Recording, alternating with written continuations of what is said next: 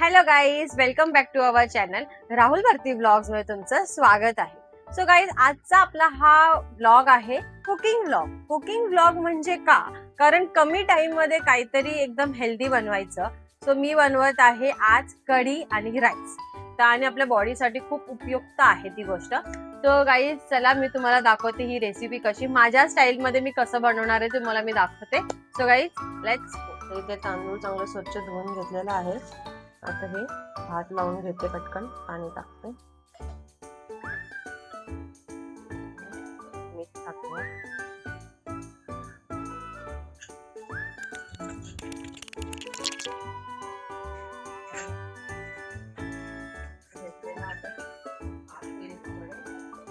तर आता आपण इथे ताकाची कढी करण्यासाठी इथे मी 4-5 मिरच्या घेतल्या आहेत. मिरच्या साफ करून घेते. आधी मिरच्या चांगल्या धुवून घ्यायच्या आणि तर ते तुमच्यावरती आहे, तुम्हाला कशा प्रकारे करायचं आहे. तुम्ही असं ठेचा करून पण करू शकता, मिक्सरला ग्राइंड करून पण करू शकता, पण मी बेसिकली असं ठेचा करून ट्राय करते बनवायचा, कारण ते टेस्टी लागतं. आणि आता आपण ह्याच्या उकळीमध्ये मिरच्या टाकूया. तुमच्या तिखटच्या सोयीनुसार तुम्ही करा.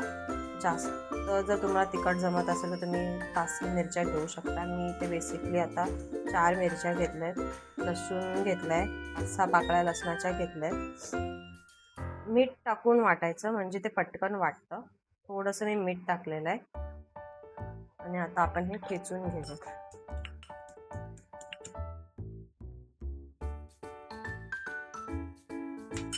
हे बघा, इथे आता आपला हा ठेचा तयार झालेला आहे. असा हे बघा, खूप भारी स्मेल येत आहे. आता आपण इथे एक कांदा कापून घेऊया. तुम्ही क्वांटिटीच्या हिशोबाने तुम्ही बनवू शकता. आता मी इथे 1 लाखाची पिशवी घेतली आहे. सो आता मी दोघंच आहे खाण्यासाठी, सो म्हणून मी त्या क्वांटिटीच्या हिशोबाने बनवते. आता मी इथे कांदा कापून घेते. फोडणी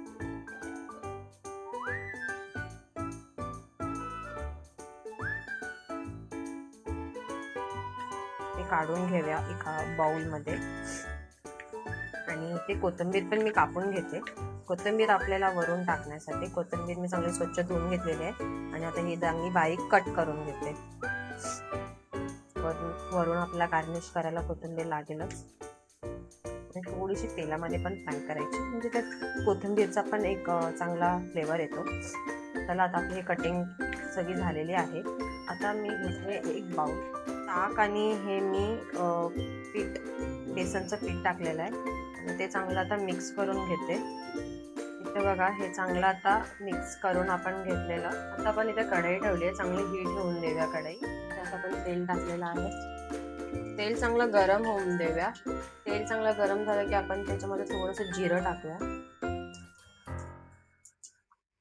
आणि आता आपण हा जो कांदा कट केला आहे तो टाकूया.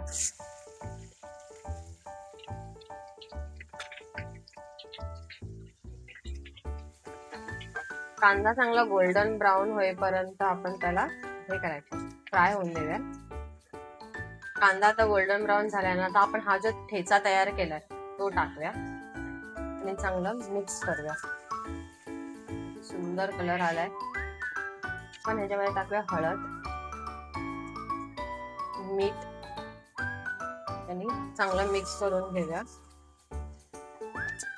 थोडीशी कोथिंबीर आपण तेलात ह्याच्यामध्ये फ्राय करूया, म्हणजे कोथिंबीरचा पण थोडा फ्लेवर आहे. आणि वरून पण आपण गार्निश करूया. हे बघा, किती भारी कलर आला, मस्त. आता गॅस आपण बारीक करूया.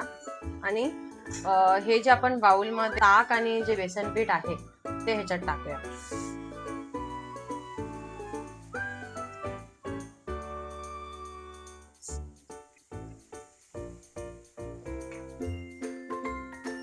आणि हे चांगले करून घेऊया. कढीला कलर बघा किती सुंदर आलेला आहे.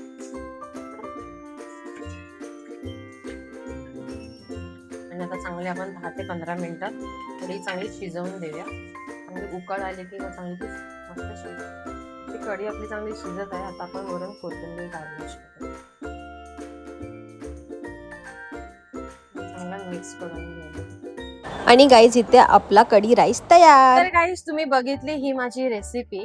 तर तुम्हाला आवडली का कमेंट मध्ये मला सांगा. मी ह्याच्यामध्ये जे ठेचा बनवलेला आहे लसूण मिरचीचा, ते एक बोलतात ना खूप भारी चव देते आपल्या कढीला.